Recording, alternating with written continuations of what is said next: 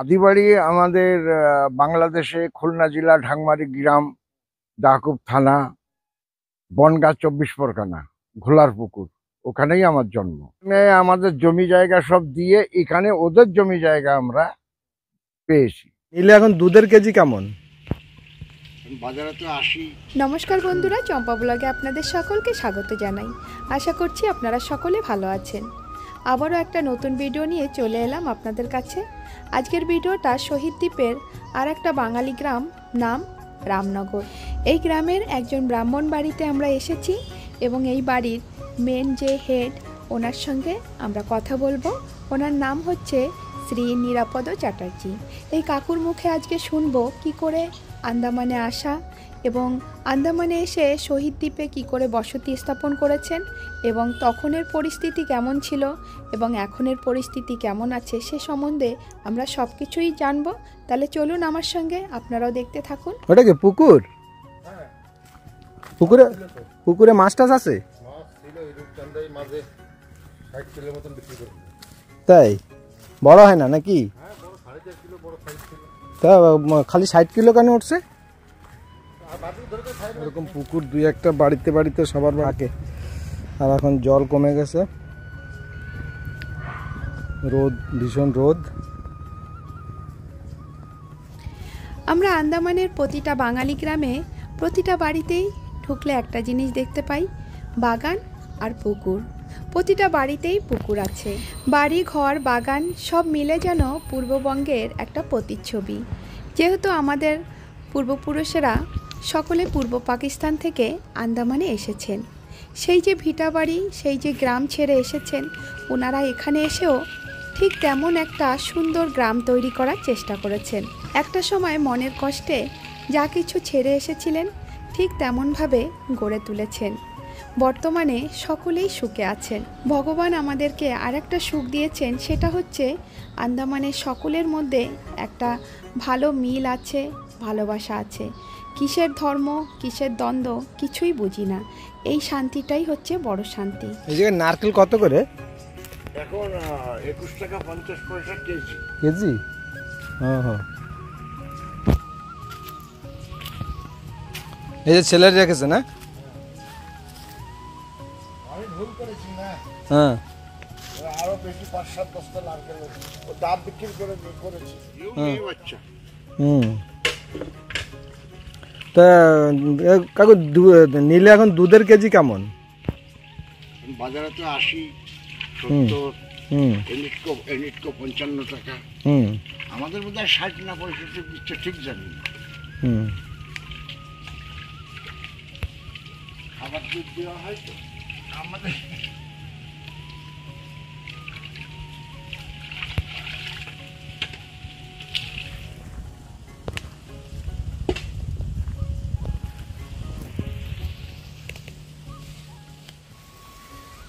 আজ 26শে মার্চ।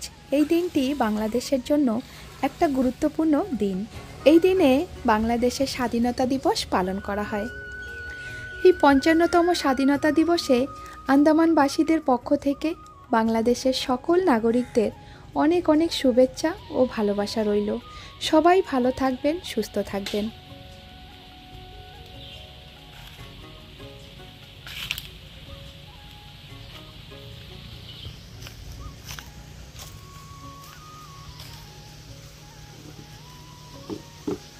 হয়ে গেল? ও তো 6টার সময় দোয়ানো হয়েছে, এখন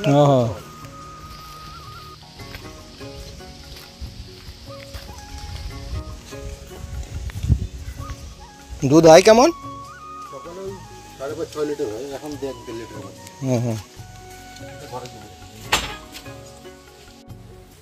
নমস্কার বন্ধুরা, চম্পা ব্লগে সবাইকে স্বাগত জানাই। তো আমরা এখন আছি নীল আইল্যান্ড, মানে শহীদ দ্বীপে, রামনগর 1-এ। তো এখানে আসছি একজন চ্যাটার্জি বাড়িতে। শহীদ দ্বীপের পুরোহিত পরিবার বলতে এনাকে একজনকে বোঝাবে।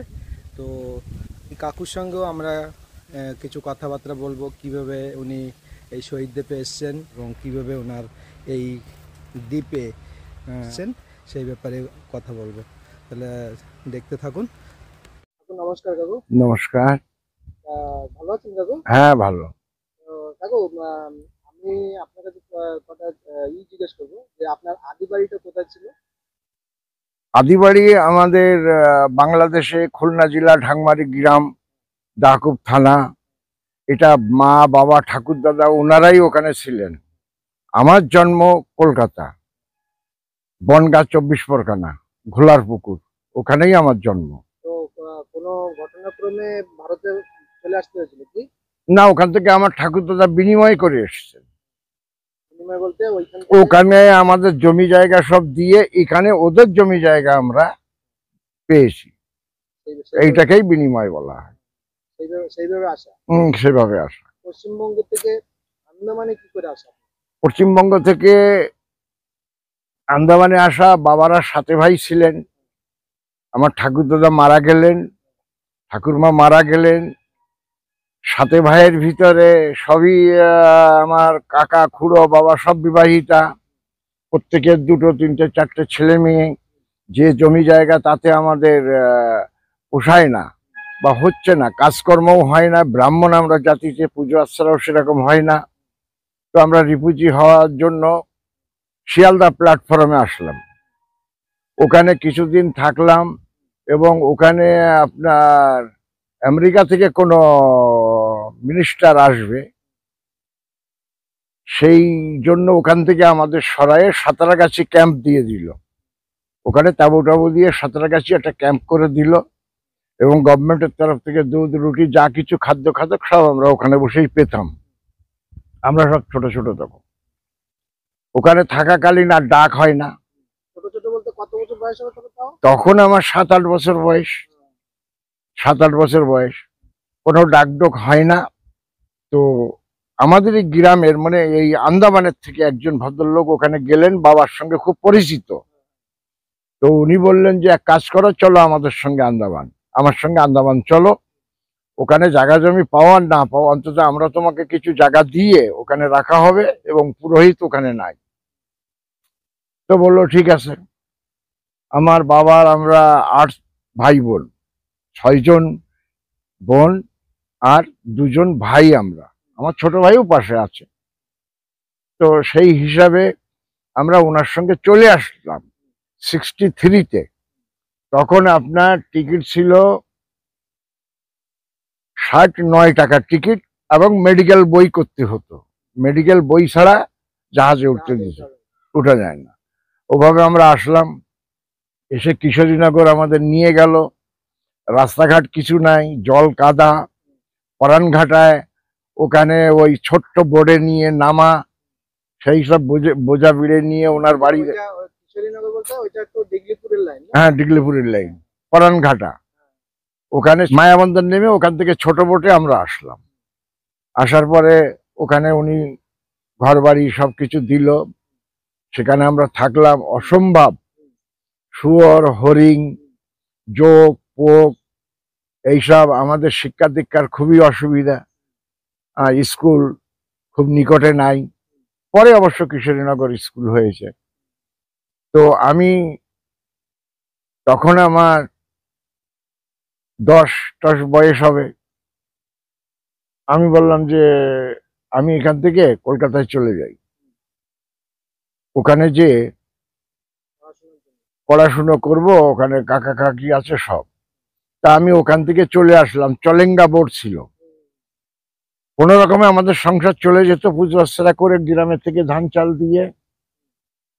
তো আমি চলে আসলাম। চলে আসার পরে আমি যখন ধর্মশালায় আসি, একটা ব্যাগ একটা হাফ প্যান্ট এই পরা। ওখানে আসার পরে আমার গলায় পইতে জইতে দেখে নীল আইল্যান্ডের দীনবন্ধু ডক্টর, মানে ওই চম্পার বাবা, হ্যাঁ দীনবন্ধু ডক্টর, শিবপদ রায়, আরেকজন হ্যাবলোকের ভদ্রলোক মিস্ত্রি, ওনারা আমাকে বললো ঠাকুর মশাই তুমি আর অত কষ্ট করে যাবে কেন, তুমি আমাদের আন্দামান এসছে যখন, তখন আমাদের নীল একবার তুমি ঘুরে যাও।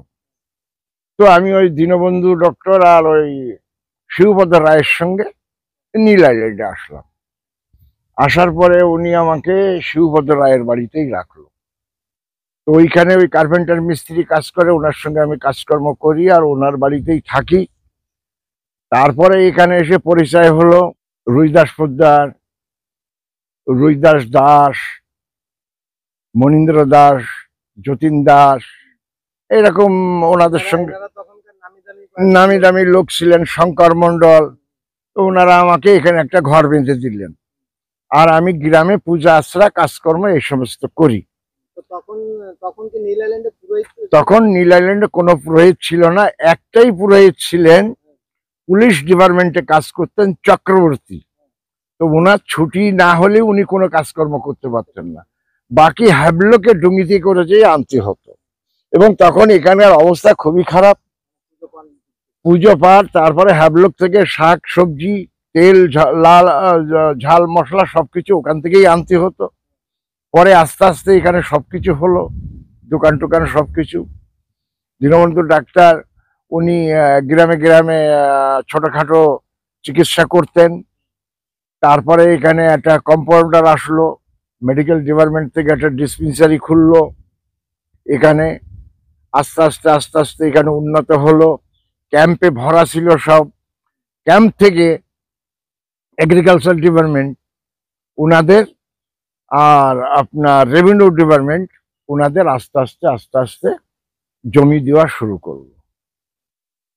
তখন আমাকে রেভিনিউ ডিপার্টমেন্টের একজন মুসলিম আরআই, খুব ভালো পোর্টবিলারে থাকে, তো উনি আমাকে বললো যে ঠাকুরমশাই এক কাজ করেন, আমাদের তো চৌধুরী চৌকিদার কিছু নাই, তো আপনি আমাদের ডিপার্টমেন্টে কাজ করেন, আপনি আর একটা সুযোগ সুবিধা পাবেন। তা আমি বললাম কি করতে হবে? তা বললো যে এই ব্যাগ বগ নিয়ে যাওয়া আসা, এই মাপ জোক হ্যান ত্যান সব আমাকে শিখালো। পাটোয়ারি ছিল সুব্রমণিয়ম, ও ওনার সঙ্গে আমি কাজকর্ম করতাম। এবং 3 নম্বরে এই জায়গাটা, এই 3 নম্বরের সমস্ত গ্রামবাসীরা থেকে এখানে আমাকে ঘর করে দিয়েছে এখানে। সেই অবস্থায় আমি এখানে থাকতাম। এবং এখানে এই নীলদ্বীপের যে সমস্ত গণ্যমান্য ব্যক্তি, হ্যাবলোকে আমি বিয়ে করলাম আমার শ্বশুর বাড়ি। আমার শ্বশুরের এখানে সমস্তই শিষ্য, দাস নমশূদ্র ক্ষৈত্র ব্রাহ্মণ যা আছে। তো বললো ছেলেটা দেখে আমাদের খুব ভালো, তা আমাদের ব্রাহ্মণের ছেলে পাওয়া খুব মুশকিল। তখন আমাকে ইনারাই সব ধরে করে আমাকে বিয়ে দিল। মেয়ের বয়স তখন 9 বছর, আমার স্ত্রীর বয়স 9 বছর বয়স। আগেকার দিনে তো উনি তখন 3-তে না 4-এ পড়তেন। বিয়ে দেওয়ার পরে এখন ওনার ঠাকুরমার সঙ্গে এখানে আসলো আমার পাতা ছোট ঘরে। তো উনি তো, ওনার খুব কষ্ট হতো, আমি পুজো আশ্রয় যেতাম, তারপরে একা একা থাকতে পারতো না, ছোট। আমি ঠাকুরমাকে বললাম ওনাকে নিয়ে যান, ও নিয়ে কিছুদিন পালেন, তারপরে দেখা যাবে। তারপরে উনি যখন উপযুক্ত হলেন তখন ওনার ঠাকুরমা বা ওনার কাকা কাকিমা আমার এখানে নিয়ে আসলো, বাবা এখন এখানে থাকবে। তবু আমার বাজারে ছোট্ট একটা চা পানবেড়ির দোকান ছিল। উনি সন্ধ্যের আগে একটা সায়া আর একটা মানে গেঞ্জি গায়ে দিয়ে সন্ধ্যের আগে এখান থেকে ভুট্টি বাগান, তার ছোট্ট রাস্তা, উনি দোকানে যেয়ে পৌঁছাবে। মুরুক্কু হ্যান ত্যান বেলুন ফেলুন এই সমস্ত ওনার মানে চাহিদা ছিলেন। যাই হোক আস্তে আস্তে মানুষ হয়ে গেল। ওনার গর্ভে 4টে মেয়ে, একটা ছেলে। উনি ক্যান্সার 82-তে ওনার ক্যান্সার ধরা পড়ে। 26-27 বছর বয়স ওনার। ধরা পড়ার পরে আমার মা বাবা জীবিত ছিলেন। ছেলে তখন 6-এ কি 7-এ এরকম পড়েন, ঠিক মনে নাই। এই সব ছেলে মেয়ে লেখাপড়া করেন, জমি জায়গায় চাষবাস হয়, ভাগে দিয়েছি, চাষবাস হচ্ছে। তো আমি ওনাকে নিয়ে ম্যাড্রাস চলে গেলাম। ম্যাড্রাস চলে যেয়ে ট্রিটমেন্ট হয়ে ওখান থেকে ফিরে আসলাম। ফিরে আসার পরে আবার ওনার মুখের পাশে ক্যান্সার আবার দেখা দিয়েছে। আবার আমি ম্যাড্রাসে গেলাম। তো যে আমি তখন মেডিকেল ডিপার্টমেন্টে নমিতা ডাইরেক্টর, আমি ওনাকে বললাম মা আমার তো আর যাওয়ার ক্ষমতা নাই, তার কারণ এত পয়সা করি খরচা করে আমি আর পারছি না। তো উনি আমাকে সাহায্য করলেন। মেডিকেল ডিপার্টমেন্টের নারকেল গাছ ফাছ যা কিছু ওনার লিজে দেওয়া ছিল সেই পয়সা করি উনি আমাকে কিছু দিলেন। দেওয়ার পরে উনি লেফটেন্যান্ট গভর্নরকে একটা চিঠি দিলেন। ওখানে যাওয়ার পরে আমাকে 10,000 টাকা দিল। এইভাবে 15-20,000 টাকা নিয়ে আমি আবার গেলাম। আবার যে 3 মাস থেকে ট্রিটমেন্ট হয়ে খুব ভালো কিনে কেটে বাড়িতে এসছি। বাড়িতে আসার পরে আবার 6 মাস পরে আবার আর এক জায়গায়, ভালোই হচ্ছে না। একটা ইঞ্জেকশনের দাম 16,000 টাকা, মাসে একটা ইঞ্জেকশন। আর আপনার একটা ট্যাবলেট 250 টাকা, দিনে 3টে ট্যাবলেট। ওনার খাওয়া দাওয়ার দিকে খুবই খেয়াল। আপনার শরবত করে দিতে হবে, জুস, আপেল, এই সমস্ত যেগুলো ডক্টর লিখে দিয়েছে।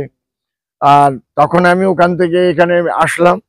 আসবার পরে মেডিকেল ডিপার্টমেন্ট থেকে বললো, বাবা আপনাকে ওষুধ কিনতে হবে না, ওষুধ আমরা চেন্নাই থেকে এনে দিচ্ছি, ডাইরেক্টর নমিতা ম্যাডাম।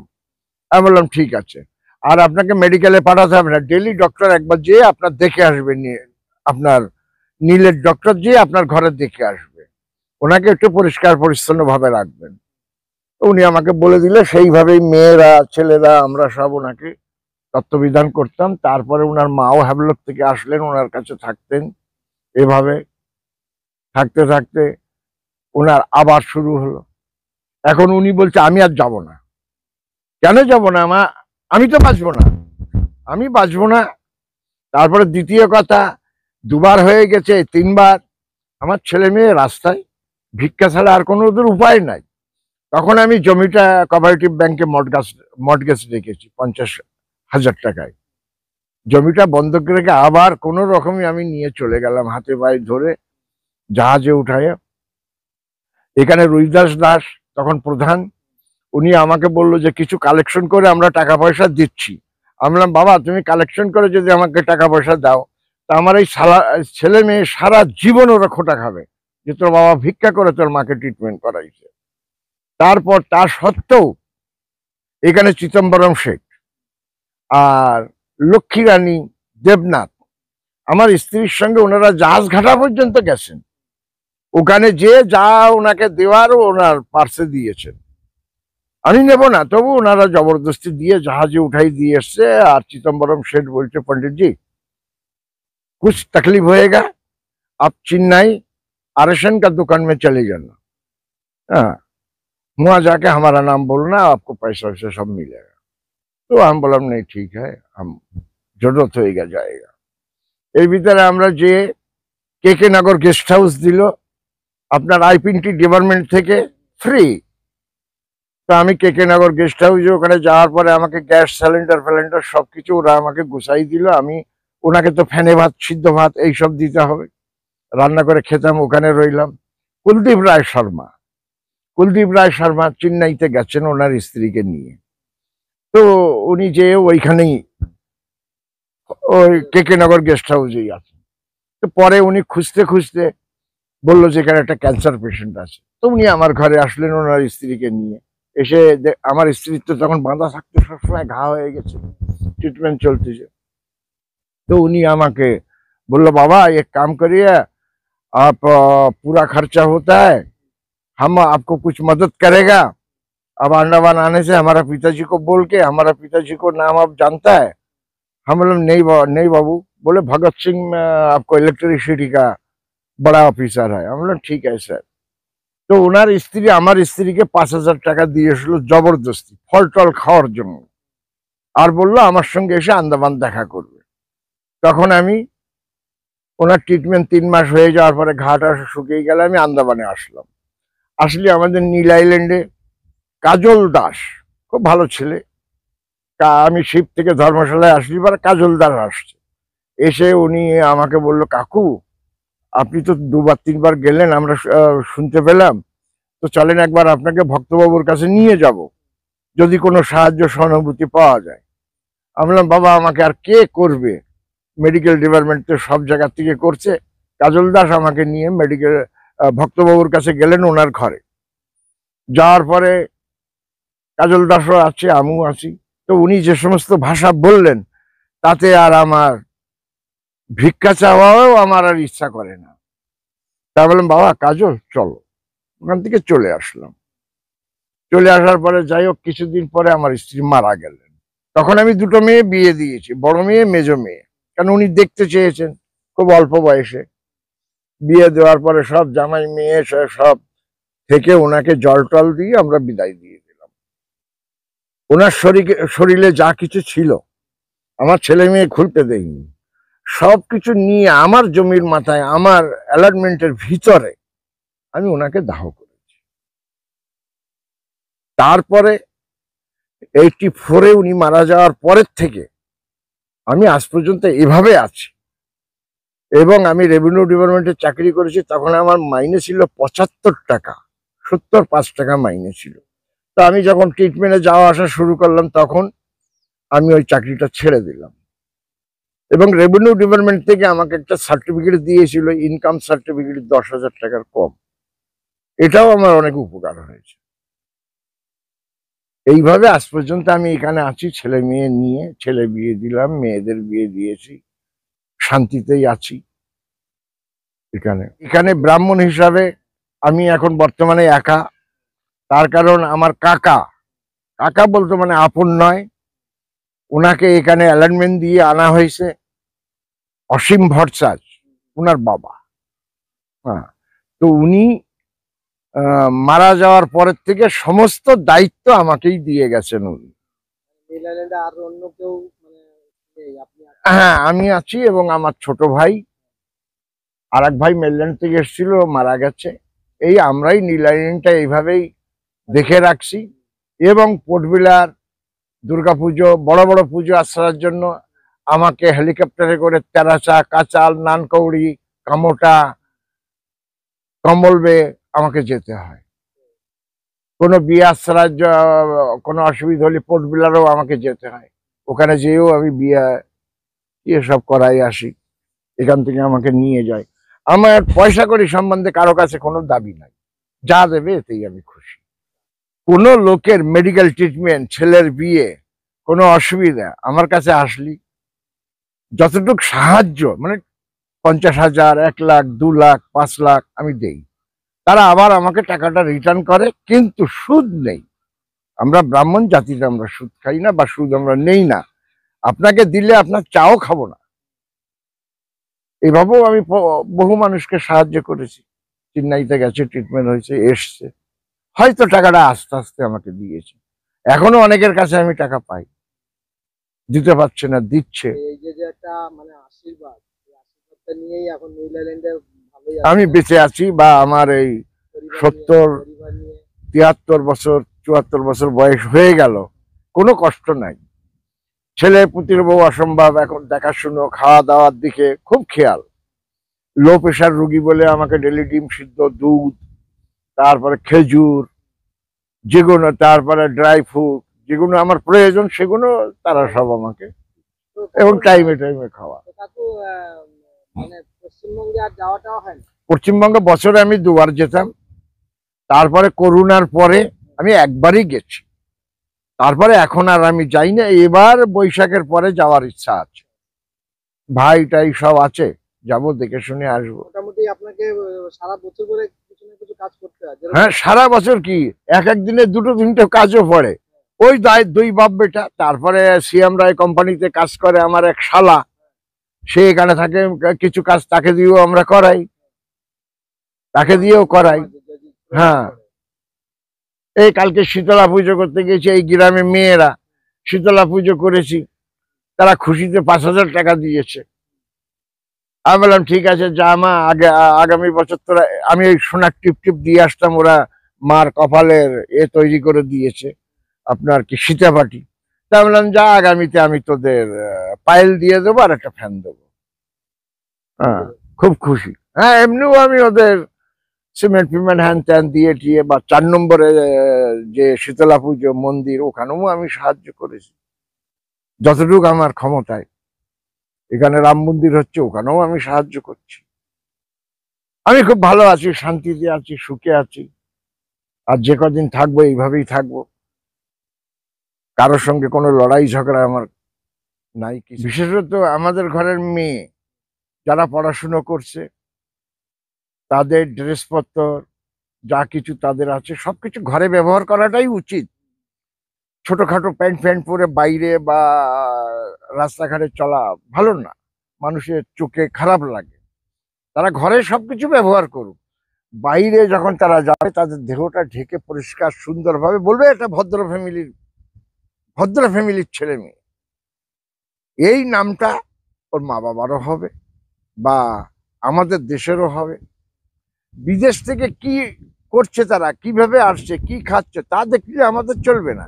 আমাদের দেশটাকে কিভাবে সুন্দরভাবে চলবে, এইটাই আমাদের। আমাদের ভারতবর্ষ তো এমনি মুনি ঋষিদের দেশ। হ্যাঁ তো এর মধ্যে একটা আলাদা সংস্কৃতি লুকিয়ে রয়েছে না? হ্যাঁ, এটাকে ধরে রাখার চেষ্টা হিন্দু ধর্মটা আমাদের বজায় রাখতে হবে। মুসলিমকে, তারাও আমার ভাই, তারাও আমার ভাই।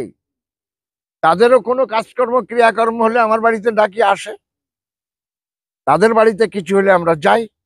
যেটা আমাদের ধর্মে খাওয়ার সেটা আমরা খাই, যেটা আমাদের ধর্মে খাবার নাই সেটা আমরা খাই না। ওরাও তো আমাদের ভাই, ওরা কোত্থেকে হয়েছে, আমাদের থেকেই ওদের জন্ম। মুসলিম ভাইরা আলাদা আসেনি, খ্রিস্টান ভাইরা আলাদা আসেনি, এই হিন্দু ধর্মের থেকেই ওদের জন্ম। বল্লাল সেনের আমলে কিছু গোড়া গোড়া ব্রাহ্মণ পণ্ডিত বা আপনার রাজারা ছিলেন, তারাই এইগুলো ভাগ করেছে। আমি যে একজন গুণা ব্রাহ্মণ, তোমার হাতের আমি খাবো না কেন? খেলে কি জাত চলে যাবে? সুন্দরভাবে পরিষ্কার পরিচ্ছন্ন ভাবে তুমি যদি আমাকে খাবার দাও, আমি খাবো না কেন? আমি নিশ্চয়ই খাবো, কিন্তু অখাদ্য জিনিসের মধ্যে আমি নাই। যেটা আমার হিন্দু ধর্মে খাবার সেটা আমি নিশ্চয়ই খাবো, তোমরাও খাবে। এটাই দেশের যে আমার এখন ইয়ং ভাই বোন মেয়ে ছেলে পড়াশুনো করছে বা চলছে ফিরছে, তার সবচেয়ে বড় কথা হলো নিজের ব্যক্তিগত দেহটাকে রক্ষা করে চলতে হবে। তাকে পিছে দেখতে হবে, আগে দেখতে হবে, ডায় নিয়ে বাঁয় দেখে চলতে হবে। তার কারণ তাকে মানুষ দুই রকম, মানুষ মানহুস, যার হুশ আছে সে কোনোদিন অ্যাক্সিডেন্ট হবে না, তাড়াতাড়ি মরবে না। তখন তো ডাইনে বাঁয় আগে পিছে দেখে চলছে, যে জন্য ওর কোনো অ্যাক্সিডেন্টের ভয় নাই। আর যার হুশ নাই সে তো চলতে আসে পিছন থেকে এসে এক স্কুটিতে মেরে দেবে। এই জন্য আমাদের সব দিকে খেয়াল রেখে চলতে হবে। আমি বলছি বলে যে আপনাকে এই জামা কাপড় ত্যাগ করতে হবে তা নয়, নিজের মধ্যে আনতে হবে। নিজের মধ্যে আনতে হবে। মদটা ওটা আমার নিজের মধ্যে আনতে হবে। এখানে একটা লোকই আছে, দীনবন্ধু রায়, হাজারি রায়ের বড় ছেলে, যে দিনরাত 24 ঘন্টা মদে ডুবে থাকতো, আর সে ছেলে আজ মদকে ঘৃণা করছে। তো এইগুলো এইগুলো কি করে সম্ভব হয়েছে? ও নিজের ইচ্ছাতে সম্ভব হয়েছে। এবং আমরাও বলতাম বাবা এই জিনিস ভালো না, বেকার পয়সা নষ্ট হচ্ছে, হ্যান ত্যান, তুমি দুধ খাও, ডিম খাও, মাছ খাও, মাংস খাও। এবং ওর ফ্যামিলির ছেলে, পুতির বউ এবং বউ, তারাও ওনাকে গাইড করছে। আজকে উনি কত সুন্দর, আমি দেখে খুশি হয়েছি। আমার সঙ্গে বোর্ডে গেছে, এসছে, বলে না কাকা। আমি বললাম চল বাবা, আমি তোকে পয়সা দিচ্ছি। না কাকা, আমি পাই ধরি, আমি আরো খাবো না, জীবনে খাইনি, আমি ছেড়ে দিয়েছি, আজ 1 বছর হয়ে গেছে। একটা সুস্থ জীবনযাপন। হ্যাঁ, এবং সে কর্ম করছে। এরকম আমি অনেককে বলছি, অনেককে বুঝাচ্ছি। আমার কিছু ভাড়া ঘর আছে, সেখানেও ছেলেরা থাকে, তাদেরও বুঝাই, তাদেরও বলি। অনেকেই কথা শুনছে, আবার অনেকেই শোনে না, চুরি চুরি করে খায়। সেটা তোমার ব্যাপার, শুনলে ভালো, না শুনলে আরো ভালো। এইভাবে। তো কাকু, আপনার সঙ্গে কথা বলে অনেক ভালো লাগলো। নমস্কার।